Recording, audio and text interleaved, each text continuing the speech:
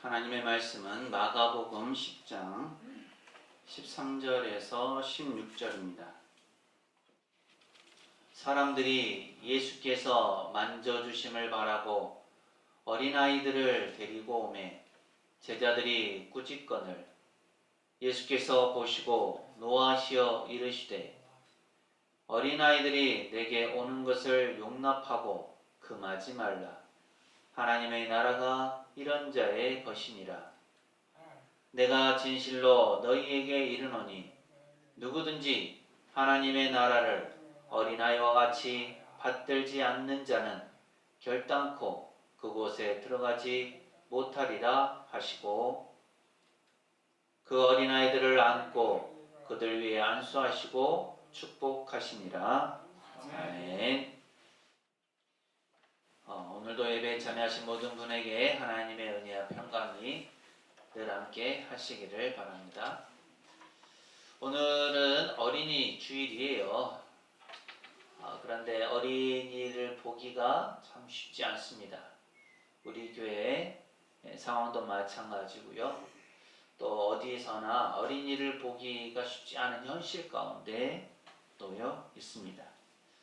그래도 어린이 주일이라는 이 특별한 날, 1년에 한 번뿐인 이 날을 기억하면서 하나님의 마음이 어디에 있는지 또 어린이들을 우리가 어떻게 대해야 되는지 그런 부분들을 생각하시면서 혹시라도 어린이들을 보게 되거나 또 만나게 되었을 때 정말로 그 어린이들을 귀하고 존중히 여기는 우리의 모습이 되시기를 바랍니다. 우리는 어린이를 볼 때 흔히 이렇게 말하죠. 너희가 미래야. 앞으로의 우리나라 또 세계가 너희 손에 달려있어. 이렇게 얘기를 합니다. 물론 맞는 말이죠. 그런데 성경은 우리에게 더 나은 더한 사실을 가르쳐 줍니다. 그것은 어린이가 단지 미래가 아니라 이미 지금 하나님 나라를 가장 잘 보여주는 존재라고 가르쳐 줍니다. 오늘 우리가 함께 읽은 마가복음 10장의 장면은 이렇습니다. 사람들이 예수님께 어린아이들을 데리고 나오죠. 예수님으로부터 축복을 받기를 위해서였습니다. 아주 단순한 이유를 가지고 어린아이들을 데리고 예수님께로 나아갑니다. 그런데 그때 제자들이 그들을 가로막습니다. 아이들은 아마도 떠들고 있었겠죠. 질서가 없었을 겁니다. 예수님 주변이 조금 어수선해졌을 수도 있습니다. 제자들의 눈에는 그것이 방해로 보였던 것 같습니다. 그래서 제자들은 좋은 의도로 예수님을 위하는 마음으로 어린아이들을 또 그들을 데리고 오는 사람들을 막아섰습니다. 지금은 예수님이 중요한 일을 하셔야 하니까 아이들은 좀 나중에 이렇게도 생각했을 겁니다. 그런데 그 순간 예수님의 반응은 우리의 예상과는 다릅니다. 성경은 이렇게 기록하고 있죠. 예수님께서 보시고 노하셨다라는 겁니다. 예수님께서 화를 내셨습니다. 누구에게 화를 내셨을까요? 제자들이죠. 복음서에서 예수님께서 분노하시는 장면은 그렇게 많지 않습니다. 그런데 오늘 말씀에서는 예수님께서 분명하게 감정을 드러내시죠. 왜 그렇습니까? 제자들이 어린아이들이 예수님께 오는 것을 막았기 때문입니다. 이것은 예수님께서 그냥 아이들, 어린이들을 좋아하시는 정도가 아닙니다. 예수님께서 보시기에 제자들의 모습은 하나님 나라의 질서를 뒤엎는 행동이었습니다. 그래서 예수님께서는 제자들을 책망하시고 그들에게 노하셨죠. 그리고 예수님은 말씀하십니다. 14절 말씀인데요. 함께 읽습니다. 시작. 예수께서 보시고 노하시어 이르시되 어린아이들이 내게 오는 것을 용납하고 금하지 말라. 하나님의 나라가 이런 자의 것이니라. 아멘. 여기서 이런 자라는 표현은 단순히 나이가 어린 사람만을 의미하는 것이 아니죠. 어린아이와 같은 존재, 어린아이와 같은 상태, 어린아이와 같은 마음을 의미합니다. 그렇다면 어린아이, 어린이의 마음은 무엇일까요? 문학적으로 표현하자면 어린아이는 의심을 배우기 전의 존재입니다. 세상을 아직 계산하지 않는 존재예요. 관계를 조건으로 따지지 않는 존재입니다. 대체로 어린이는 누군가 손을 내밀면 잡습니다. 안아주면 안기죠. 사랑한다고 하면 그대로 믿습니다. 이것이 어린이의 세계입니다. 물론 요즘은 조심스러워서 이렇게 하는 것조차도 어렵긴 하지만 어쨌든 그렇습니다. 반대로 어른의 세계는 어떻습니까? 보통 손을 내밀기 전에 계산합니다. 저 사람이 나를 이용하지 않을까? 안기기 전에 판단합니다. 정말로 안전할까? 사랑한다는 말을 들어도 의심하죠. 이 말이 진심일까? 신앙은 어디에 더 가까워야 할까요? 어린아이의 모습입니까? 어른의 모습입니까?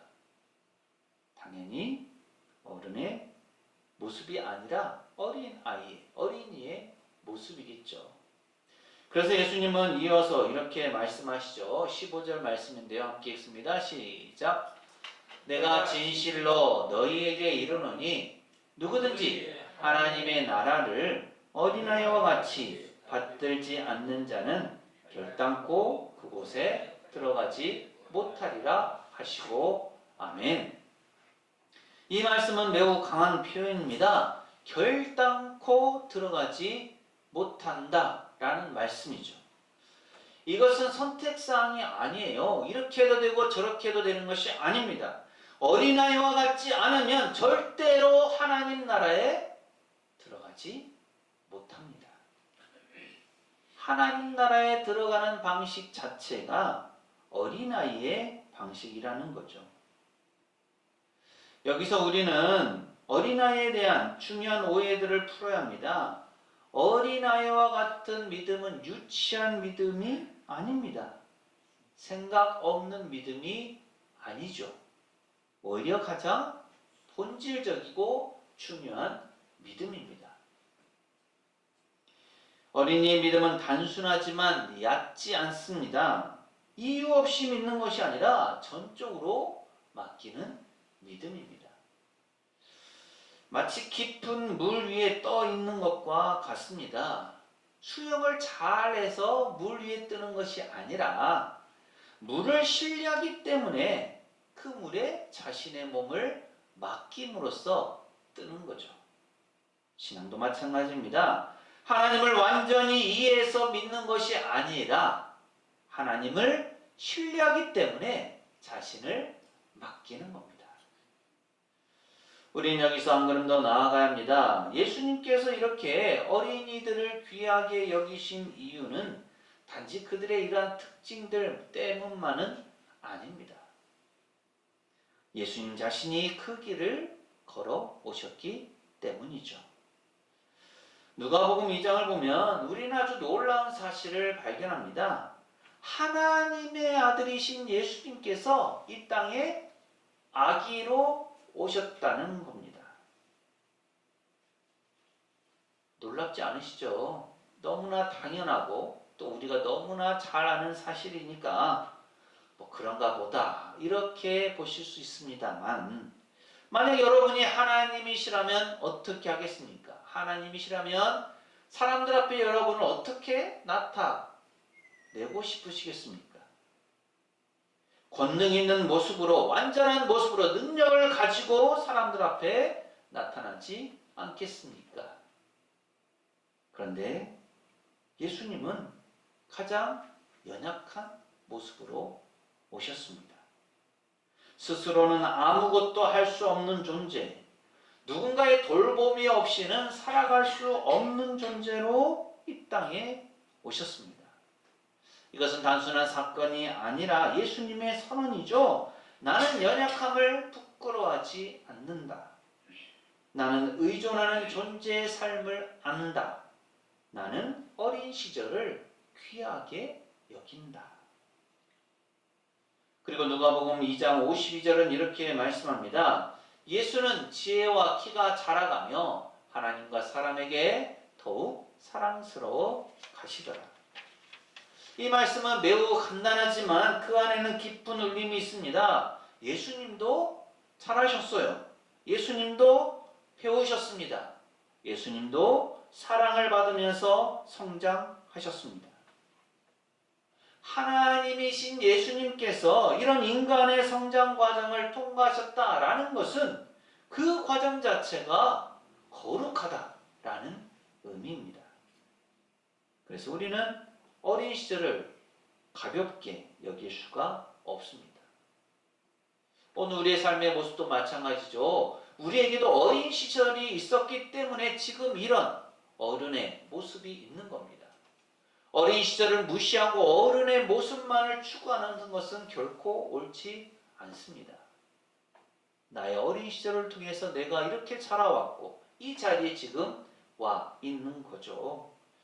예수님께서도 그렇게 자신의 어린 시절을 겪었기 때문에 어린이들을 귀하게 여기시고 어린이들을 받아들이시는 겁니다. 그런데요, 오늘날 우리는 어떻습니까? 언제부터인가 우리는 어린이의 그 순수함을 잃어버렸습니다. 기도할 때도, 찬양할 때도, 봉사할 때도 마음 한편에 계산이 자리 잡고 있습니다. 그래서 오늘 어린이 주일은 단지 어린이들을 위한 날이 아니라 우리 자신을 돌아보는 날이어야 합니다. 우리는 어린이를 통해 잃어버린 신앙을 다시 배워야 합니다. 오늘 우리는 선택해야 합니다. 더 많이 아는 신앙으로 갈 것인가? 아니면 더 깊이 믿는 신앙으로 갈 것인가? 지식은 중요하지만 신뢰를 대신할 수는 없습니다. 그래서 예수님은 우리에게 말씀하시죠. 어린아이와 같이 되라. 우리 앞뒤 좌우에 계신 분들과 이렇게 인사하실까요? 어린아이처럼 믿읍시다. 어린아이처럼 믿읍시다. 한 번 더 하실까요? 어린아이의 신앙을 회복합시다. 어린아이의 신앙을 회복합시다. 오늘 우리의 이 말씀을 삶에서는 어떻게 적용할 수 있을까요? 첫째로 우리는 어린이를 존중해야 합니다. 그들을 작게만 보지 말아야 하는 거죠. 하나님 나라의 모델로서 바라봐야 합니다. 존중은 단순히 친절히 대하는 것을 의미하지 않습니다. 존재를 인정하는 거죠. 한 사람으로, 한 영혼으로 하나님 앞에 서 있는 존재로 받아들이는 겁니다. 에베소서 6장 4절은 이렇게 말씀합니다. 또 아비들아 너희 자녀를 노엽게 하지 말고 오직 주의 교훈과 훈계로 양육하라. 여기서 노엽게 하지 말라는 말씀은 단순히 화내지 말라는 의미가 아닙니다. 어린이를 무시하지 말라는 것입니다. 아이의 마음을 짓누르지 말라는 것이죠. 어른들은 쉽게 이렇게 말합니다. 너는 아직 몰라. 조용히 해. 시키는 대로 해. 물론 질서는 필요합니다. 하지만 그 말 속에 어린이의 존재를 무시하는 태도가 담겨 있다면 그것은 존중이 아니죠. 어떤 어린이가 이런 말을 했다고 합니다. 엄마, 나도 마음이 있어. 이 짧은 말 속에 얼마나 많은 의미가 담겨 있습니까? 어린이는 작지만 마음은 작지 않습니다. 이해는 부족할 수 있지만 느끼는 것은 같습니다. 깊습니다. 예수님은 그 마음을 아셨습니다. 그래서 아이를 향해서 몸을 낮추시고 눈높이를 맞추시고 안아주셨습니다. 존중은 결국 거리의 문제이죠. 높은 자리에서 내려다보는 것이 아니라 낮은 자리에 와서 내려와서 함께 서는 것입니다. 예수님께서 그렇게 어린이들을 존중하셨습니다. 둘째로 우리는 어린이를 축복해야 합니다. 16절은 이렇게 말씀합니다. 함께 읽습니다. 시작. 그 어린 아이들을 안고 그들 위해 안수하시고 축복하시니라. 아멘. 예수님은 단지 아이들을 받아들이는 것이 아니라 어린 아이들을 안고 안수하시고 축복하셨습니다. 안았다라는 것은 관계를 의미하죠. 예수님은 어린이들과 친밀한 관계를 맺으셨습니다. 안수했다라는 것은 전달을 의미합니다. 예수님께서 어린이들을 복된 존재로 삼아 주셨습니다. 또 축복했다라는 것은 미래를 향한 선언이죠. 예수님은 어린이들에게 꿈과 희망을 주셨습니다. 그만큼 그 정도로 예수님은 어린이들을 귀하게 여기셨습니다. 우리의 말은 생각보다 훨씬 큰 힘을 가지고 있습니다. 잠언 18장 21절 상반절은 이렇게 말씀하죠. 죽고 사는 것이 혀의 힘에 달렸나니. 우리는 어린이들에게 어떤 말을 하고 있습니까? 너 왜 그것밖에 못하니? 다른 애들은 다 잘하는데. 이런 말은 어린이의 영혼을 닫게 만들죠. 반대로 축복의 말은 영혼을 엽니다. 너는 하나님께서 사랑하시는 아이야. 하나님께서 너를 통해 일하실 거야. 이 말은 단순한 격려가 아니라 영적인 선언입니다. 어린이들 그리고 우리의 자녀를 향해서 우리가 이런 축복의 말들을 해야 하죠. 어린이들을 향한 자녀를 향한 이러한 축복의 말은 씨앗이 됩니다. 당장은 보이지 않지만 반드시 열매를 맺습니다. 자녀를 향해 축복의 말들을 많이 하십시오. 셋째로 우리는 어린이에게 믿음을 보여주어야 합니다. 신명기 6장 6절 그리고 7절 상반절은 이렇게 말씀합니다. 오늘 내가 네게 명하는 이 말씀을 너는 마음에 새기고 네 자녀에게 부지런히 가르치며. 여기서 중요한 것은요, 가르치라는 말보다 그 앞에 마음을 새기라는 말이 먼저 나온다는 거죠. 부모와 어른의 신앙이 그만큼 중요하다는 뜻입니다. 어린이들, 자녀들은 우리의 말을 듣기보다 우리의 삶을 읽습니다. 기도하라고 말하면서 정작 우리가 기도하지 않는다면 어린이들은 그것을 알죠. 예배가 중요하다고 말하면서 예배를 가볍게 여긴다면 자녀들은 그것을 배웁니다. 교회학교 예배 때 기도하지 않는다고 선생님이 나무라면 어린이가 말하죠. 선생님은 왜 기도하지 않는데요? 우리의 예배, 우리의 기도 생활, 우리의 선택이 어린이들에게 신앙적 교과서가 됩니다. 어린이들 그리고 자녀들은 우리가 어떤 하나님을 믿고 있는지를 늘 보고 있습니다. 우리가 삶 속에서 하나님을 온전히 신뢰하는 모습을 보일 때 자녀들은 정말 하나님은 믿고 의지할 수 있는 분이구나 라고 배우게 됩니다. 그래서 최고의 신앙 교육은 말이 아니라 삶에 있습니다. 그리고 넷째로 무엇보다 우리는 어린아이 같은 믿음을 회복해야 합니다. 마태복음 18장 3절은 이렇게 말씀합니다. 함께 읽습니다. 시작. 이르시되 진실로 너희에게 이르노니 너희가 돌이켜 어린아이들과 같이 되지 아니하면 결단코 천국에 들어가지 못하리라. 아멘. 여기서 돌이켜라는 말은 회개를 의미하죠. 방향을 바꾸라는 것입니다. 우리는 지금 어디를 향하고 있습니까? 더 계산적인 신앙, 더 조건적인 순종, 더 복잡한 믿음을 향해 가고 있지는 않습니까? 어린이의 마음은 단순합니다. 넘어지면 울고요. 안아주면 웃습니다. 서운하면 표현하고 사랑받으면 금방 회복됩니다. 무엇보다 중요한 것은 쉽게 다시 믿는다는 거죠. 그런데 성인이 된 우리는 어떻습니까? 우리는 상처를 받으면 마음을 닫습니다. 의심하기 시작합니다. 하나님께도 거리를 둡니다. 그러나 어린이는 다시 손을 내밉니다. 이것이 믿음이죠. 히브리서 11장 1절은 말씀합니다. 믿음은 바라는 것들의 실상이요 보이지 않는 것들의 증거니. 어린이는 보이지 않아도 믿습니다. 그래서 하나님 나라에 가장 가까운 존재이죠. 하나님을 다시 신뢰하시기 바랍니다.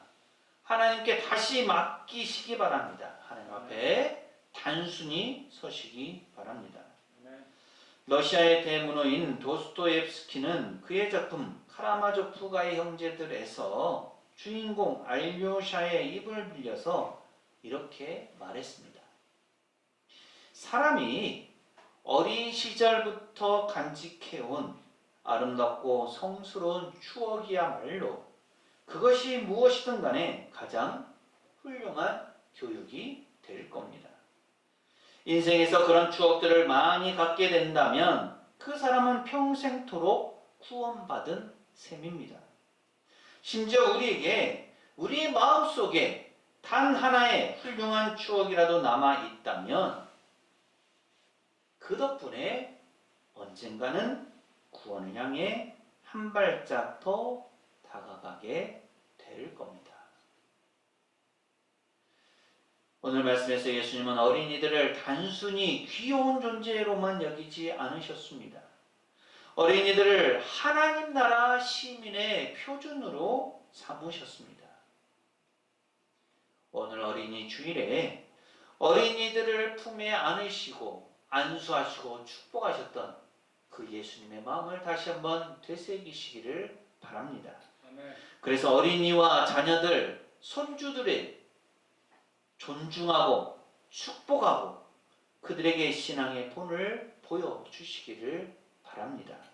그리고 동시에 우리 모두가 어린이와 같은 마음으로 그 믿음을 가지고 하나님 나라를 세워가고 또 이 땅 가운데 귀한 삶들을 살아갈 수 있게 되기를 간절히 소망합니다. 기도합니다. 제자들은 사람들이 예수님께 축복을 받으려 어린아이들을 데리고 오는 것을 막았지만 예수님은 그 어린이들을 받아주셨습니다.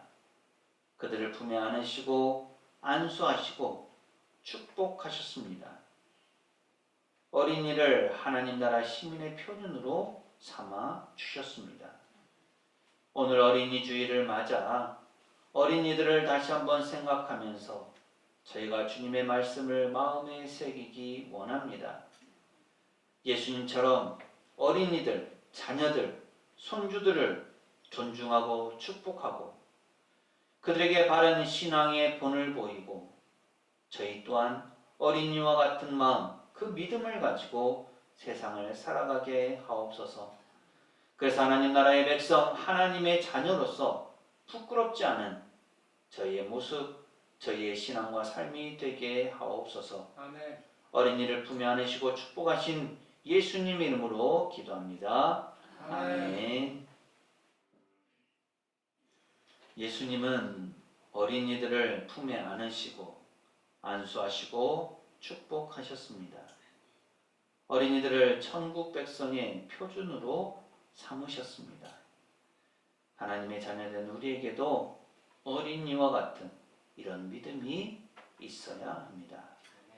사랑하는 세상교회 교우 여러분, 이 말씀을 가슴에 새기고 세상으로 나가십시오. 하나님께서 우리와 함께 하십니다.